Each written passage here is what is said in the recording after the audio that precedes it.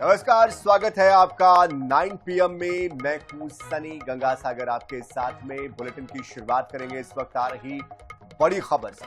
रायपुर से ये बड़ी खबर है जहां पर तेज हवा के साथ बारिश हुई है। शंकर नगर में बीच सड़क पर पेड़ गिरा है। पेड़ गिरने से यातायात भी प्रभावित हुआ है। मरीन ड्राइव कैनल रोड में ये पेड़ गिरा है। तो देखिए, मुख्य मार्गों में से एक मार्ग है मरीन ड्राइव का, कैनल रोड का। ऐसे में अगर यहां पर पेड़ गिरा है तो जाहिर सी बात है आसपास की जो सड़कें हैं वहां पर ट्रैफिक बाधित हुआ है, लॉक हुआ है, जिसकी वजह से आने जाने में दिक्कतों का सामना करना पड़ रहा है। बारिश अब भी जारी है। तेज हवा अंधड़ की वजह से ये पेड़ गिरा है। शंकर नगर के बीच का ये इलाका जहां पर ये पेड़ गिरा है, जिसकी वजह से यातायात प्रभावित हुआ है। तेज हवा के साथ बारिश हुई है, जिसकी वजह से ट्रैफिक जाम भी हो चुका है। तो देखिए, अगर एक सड़क जाम होती है तो लगी हुई जो अन्य सड़कें हैं उस पर भी इसका प्रभाव पड़ता है और जाहिर सी बात है वहां पर भी ट्रैफिक जाम या ट्रैफिक स्लो होना ये सामान्य सी बात है, ये होना ही है। ऐसे में अब ये पेड़ जो गिरा है इसको हटाने के बाद ही ट्रैफिक सही तरीके से सुचारू हो पाएगा। हालांकि तेज बारिश अब भी जारी है, तो कई जगहों पर बिजली भी नहीं है, जिसकी वजह से लोग परेशान हैं। तो हल्की सी बारिश में भी बिजली इन दिनों बंद हो जा रही है। रायपुर की दो तस्वीरें आपके सामने ही हैं। शंकर नगर का इलाका जहां पर ये पेड़ गिरा है उसकी तस्वीर, ट्रैफिक धीमा हो चुका है। मरीन ड्राइव कैनल रोड की तस्वीर जहां पर पेड़ गिरा है, जिसकी वजह से ट्रैफिक जाम हुआ है। और अधिक जानकारी के लिए हमारे साथ हमारे संवाददाता मोहम्मद हसन भी जुड़ चुके हैं। मोहम्मद हसन, कहाँ ये पेड़ गिरे हैं, वहां पर ट्रैफिक की फिलहाल क्या ताजा स्थिति है? बिल्कुल सनी, देखिए राजधानी रायपुर में मौसम का मिजाज बदला। एक और जहां प्रदेश के अलग अलग जिलों में बारिश का दौर जारी है, तो रायपुर को लेकर के भी मौसम विभाग ने पहले ही अलर्ट किया था कि आने वाले 2 से 3 दिनों तक तेज बारिश और अंदर तेज हवाएं जो है वो चल सकती है। ऐसे में आज शाम से ही राजधानी रायपुर में मौसम का मिजाज बदला है। तेज बारिश हो रही है, लगभग सभी क्षेत्रों में तेज बारिश का दौर जारी है। तेज हवाएं चल रही है, तूफान आया है और तूफान की वजह से कहीं ना कहीं कई जगहों पर अब पेड़ जो है वो गिरे हैं। शंकर नगर, कैनाल रोड, ये जो मुख्य मार्ग है यहाँ पर अलग अलग स्थानों पर जो है वो पेड़ गिरे, जिसके कारण जो है कहीं ना कहीं ट्रैफिक व्यवस्था जो है वो खराब हुई है। ट्रैफिक जाम जो है उन क्षेत्रों में लग गया। इसके अलावा तेज बारिश की वजह से कई जगहों पर जो दुकानें थी सड़क पर, वो दुकानों को भी जो है काफी ज्यादा नुकसान पहुंचा है। हालांकि कुछ इलाकों में फिलहाल बारिश थम गई है, लेकिन अब भी शहर के कई ऐसे इलाके हैं जहां पर बारिश और तूफान का सिलसिला जारी है। इसके अलावा अगर बात करूं तो अंबुजा मॉल के पास यानी कि विधानसभा इलाके में भी लंबा ट्रैफिक जाम जो है वो लग गया। जिस प्रकार से अलग अलग क्षेत्रों में पेड़ गिरे हैं, कई जगहों पर जलभराव जैसी भी स्थिति है। ऐसे में बारिश की वजह से कहीं ना कहीं ट्रैफिक व्यवस्था खराब हो गई है और शहर के अलग अलग हिस्सों में लंबा ट्रैफिक जाम लग गया है। आम जनता जो है वो परेशान हो रही है। वहीं दूसरी ओर तेज बारिश और तूफान की वजह से कई क्षेत्रों में ब्लैकआउट भी है, लाइट नहीं है, इस वजह से भी लोग परेशान हो रहे हैं। फिलहाल सीएसीबी की टीम, प्रशासन की टीम लगातार उन क्षेत्रों में जा रही जहां पर ट्रांसफार्मर में खराबी की शिकायत है, ब्लास्ट की शिकायत है। इसके अलावा उन क्षेत्रों में भी टीमों को भेजा गया है निगम की, जहां पर पेड़ गिरे, ताकि रास्ता को क्लियर कराया जा सके और ट्रैफिक जो है वो सुचारू रूप से फिर से चले। बिल्कुल मोहम्मद हसन, जिस तरह से हल्की सी बारिश में ये हालात बन गए, ऐसे में ये व्यवस्थाओं की पोल भी खोल रहा है कि मानसून अभी आने में वक्त, लेकिन उसके पहले ये जो बारिश हुई है इसमें ही व्यवस्थाएं धराशायी हो गई है। जो है वो प्रशासन की ओर से वो ठीक तरीके से अभी नहीं की गई है। यही वजह है कि कई ऐसे क्षेत्र जहां पर हल्का जल भराव भी जो है वो देखने को मिला है। खासतौर पर जो सर्विस रोड होती है वीआईपी रोड की, वहां पर कई इलाकों में जल भराव होता है। उसको लेकर के अब तक कोई व्यवस्था नहीं है। ऐसे में भी मानसून शुरू नहीं हुआ है, लेकिन उससे पहले ही जो मौसम बदल रहा है, बारिश हो रही है, उस वजह से कहीं ना कहीं तैयारियां नहीं होने की वजह से भी वजह है कि ट्रैफिक जाम हो रहा है। कई जगहों पर दिक्कतें जो है वो आ रही हैं। बिल्कुल, चलिए आप नजर बनाए रखिए मोहम्मद हसन, बहुत शुक्रिया फिलहाल इस पूरी जानकारी के लिए। तो कई इलाके ऐसे हैं जहां पर जल भराव की स्थिति भी है, जहां पर ट्रैफिक जाम भी है, इस तरह से पेड़ भी गिरे हैं और कई जगहों पर अंधेरा भी हो गया है। हालांकि अंधेरा कई जगहों पर इन दिनों लगातार हल्की सी आंधी से भी हो रहा है, लेकिन ये सवाल खड़ा करता है कि जब हम सरप्लस स्टेट है तो फिर वहाँ पर क्यों इतने जल्दी हमें बिजली जो है वो गुल हो जाती है, इतनी जल्दी क्यों परेशान होना पड़ता है? क्या व्यवस्थाएं हमारी पूरी तरीके से तैयार नहीं है?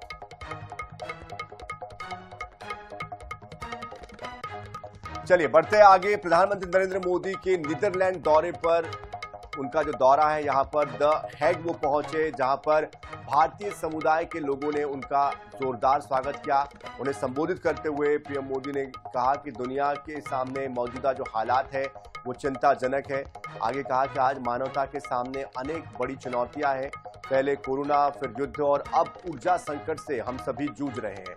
ये दशक दुनिया के लिए आपदाओं का दशक बन गया है और अगर हालात नहीं बदले तो बीते अनेक दशकों के काम पर पानी फिर जाएगा। दुनिया की बहुत बड़ी आबादी गरीबी के दलदल में फंस जाएगी।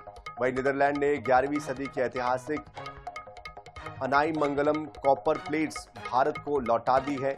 इन पट्टिकाओं को नीदरलैंड में लिडन प्लेट्स के नाम से भी जाना जाता है। ये राजा चोल प्रथम प्रशासन काल 985 ईस्वी से लेकर 1014 ईस्वी के बीच की मानी जाती है।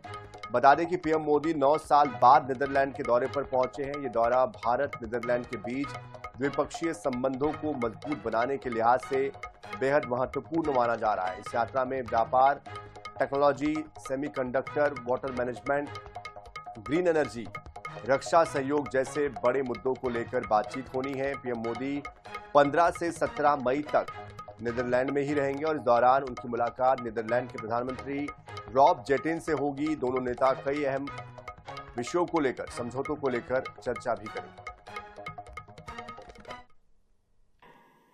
मानवता के सामने अनेक बड़ी चुनौतियां भी है। आज की दुनिया किस तरह नई नई चुनौतियों से जूझ रही है। पहले कोरोना आया, फिर युद्ध होने शुरू हो गए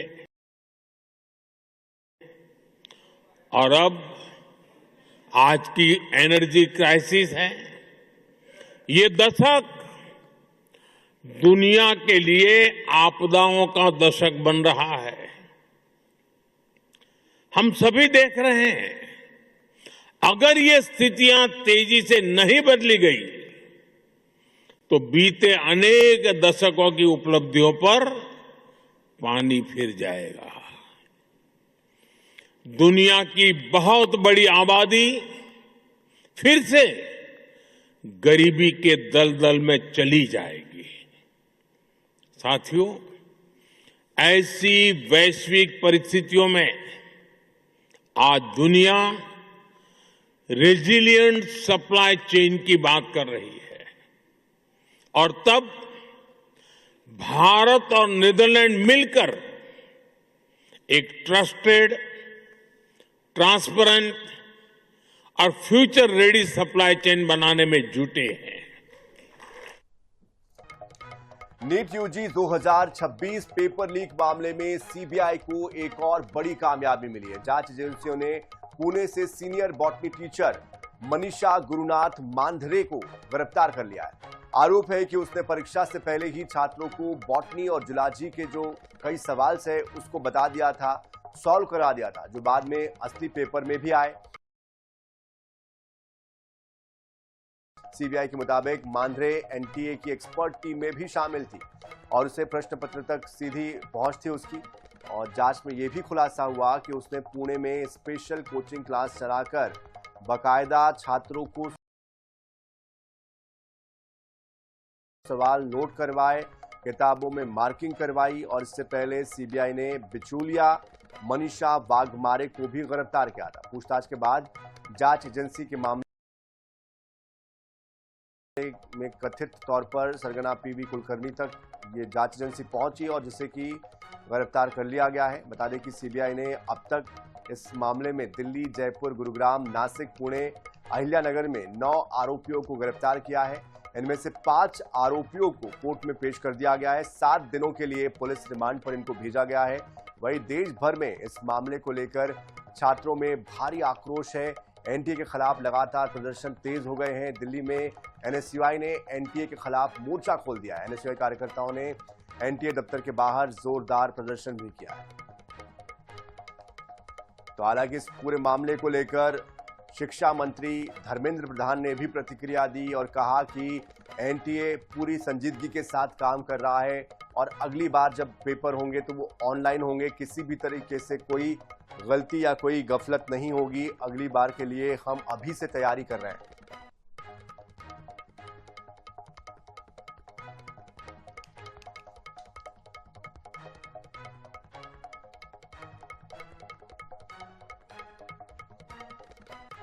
छत्तीसगढ़ में 18 और 19 मई को मध्य क्षेत्रीय परिषद की एक महत्वपूर्ण बैठक होने जा रही है। इस बैठक से पहले गृह मंत्री अमित शाह विभिन्न कार्यक्रमों में भी शामिल होंगे। अमित शाह के दौरे में क्या खास होने जा रहा है, क्यों इसको लेकर प्रदेश की सियासत गरमाई हुई है और ये दौरा किस दिशा में छत्तीसगढ़ को लेकर जाने वाला है, देखिए इस रिपोर्ट के जरिए।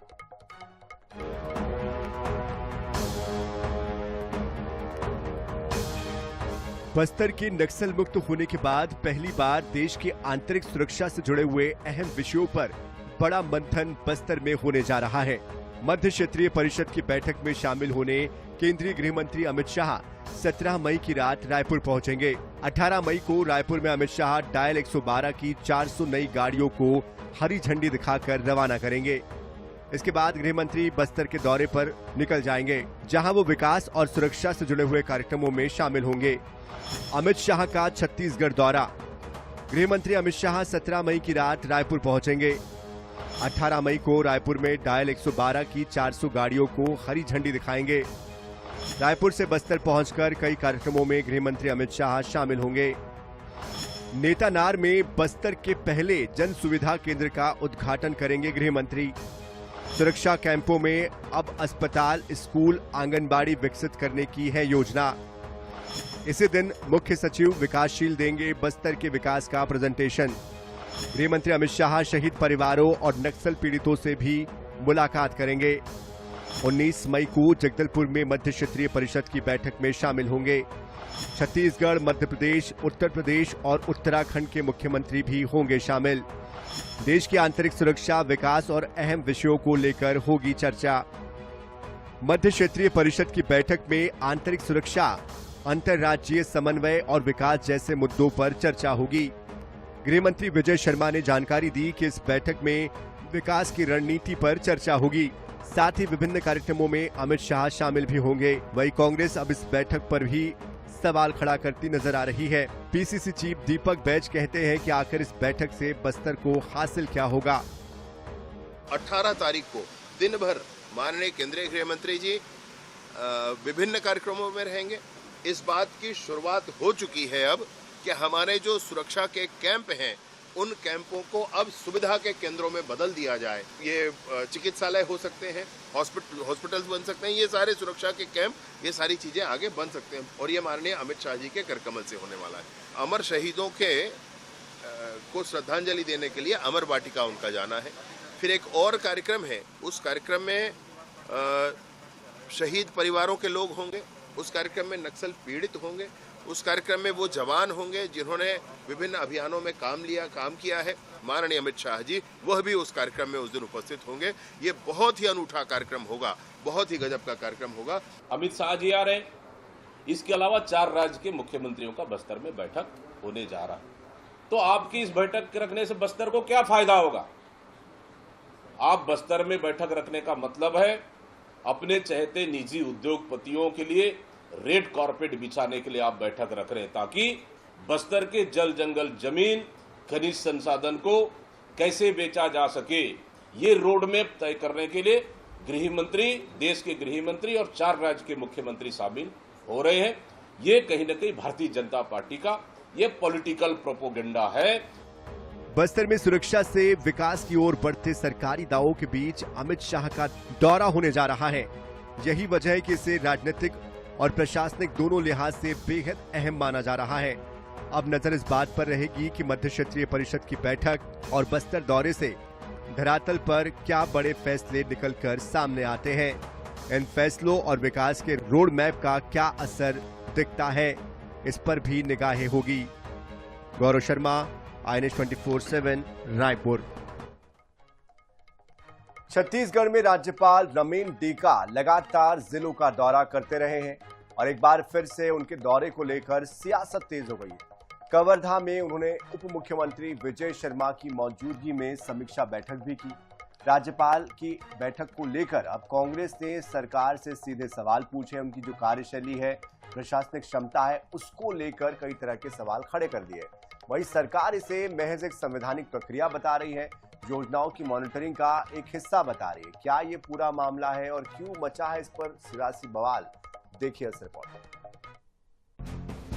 छत्तीसगढ़ के राज्यपाल रमेन डेका इन दिनों लगातार जिलों का दौरा कर रहे हैं। राज्यपाल केंद्र सरकार की फ्लैगशिप योजनाओं, विकास कार्यों और प्रशासनिक व्यवस्थाओं की समीक्षा कर रहे हैं। ताजा मामला कवर्धा जिले का है, जहां राज्यपाल ने उप मुख्यमंत्री विजय शर्मा की मौजूदगी में समीक्षा बैठक ली। बैठक में विभिन्न योजनाओं और कार्यक्रमों की प्रगति की जानकारी ली गई। साथ ही अधिकारियों को आवश्यक दिशा निर्देश भी दिए गए। लेकिन राज्यपाल की सक्रियता और जिलों में बैठक को लेकर अब बयानबाजी भी तेज हो गई है।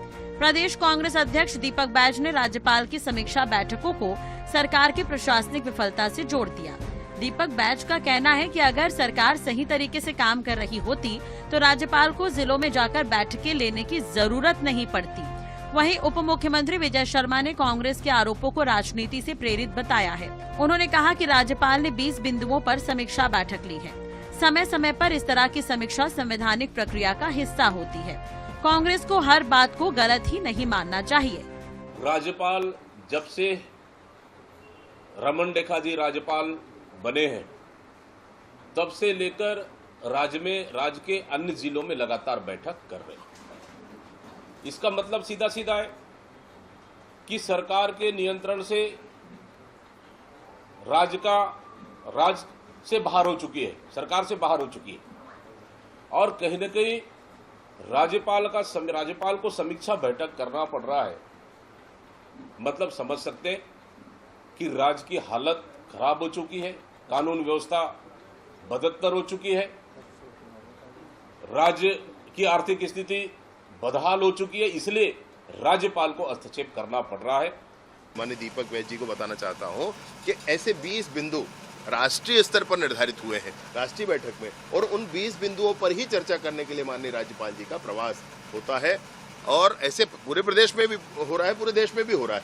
और ऐसे 20 बिंदु जो पब्लिक सर्विस से कुछ रिलेटेड हैं, उनकी समीक्षात्मक दृष्टि, उनका भी एक रिपोर्टिंग केंद्र को जा रहा है।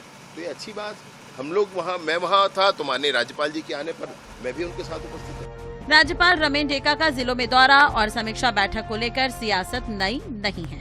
पहली बार वे उप मुख्यमंत्री की मौजूदगी में बैठक करते नजर आए। यही वजह है कि अब इस पर कांग्रेस ने सरकार को घेरने की कोशिश की है, जबकि सरकार इसे विकास योजनाओं की निगरानी और संवैधानिक जिम्मेदारी का हिस्सा बता रही है।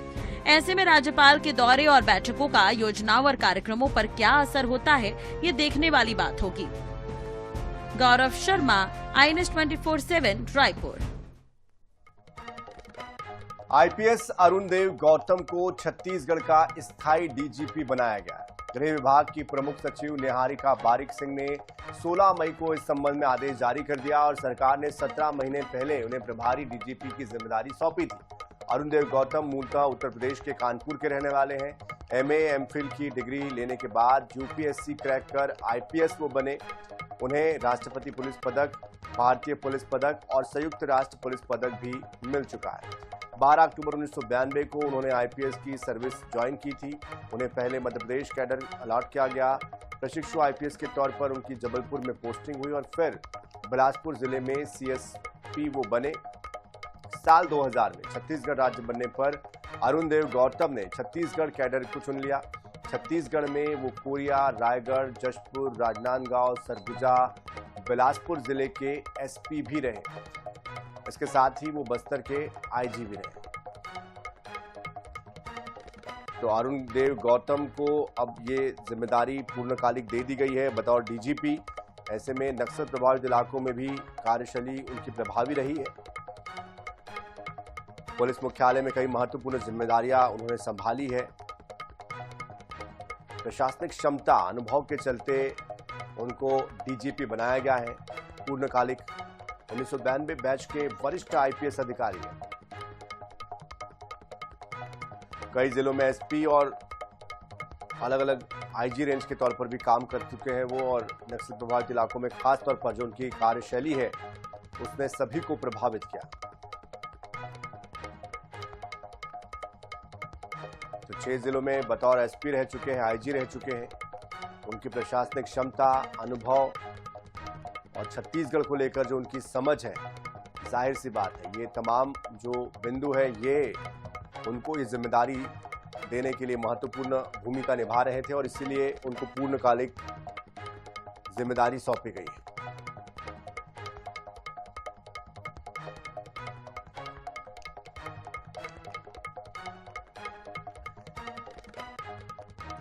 तो लगातार इसके पहले भी जिस तरह से उनकी जो नियुक्ति है, उनका पूर्णकालिक नियुक्ति ना होना, इसको लेकर सवाल खड़े होते रहे हैं। आपको याद होगा गृह मंत्रालय की तरफ से भी उस पर एक नोटिस आया था। नोटिस में कहा गया था कि ये जो नियुक्ति है इसको जल्द से जल्द पूरा किया जाए। 2 बार लेटर आ चुके थे और उसके बाद भी जब मामला कोर्ट तक भी पहुंचा, जब 2 बार कहा कोर्ट की तरफ से कि क्यों नहीं इनकी अब तक नियुक्ति हो पा रही है, कहाँ पर दिक्कत आ रही है, ऐसे में इस पर राज्य सरकार की तरफ से जवाब भी दिया गया था। उसके बाद विपक्ष भी इस पूरे मामले को लेकर उठाता रहा है कि आखिरकार क्यों नहीं पूर्णकालिक तौर पर जिम्मेदारी दी जा रही है। कई अन्य अधिकारियों के नाम भी इस रेस में शामिल थे, लेकिन विश्वास जताया गया है अरुण देव गौतम पर। तो इसी के साथ इस बुलेटिन में फिलहाल इतना ही। ताजा खबरों के लिए, अपडेट्स के लिए आप बने रहिए iNews 24/7 के साथ।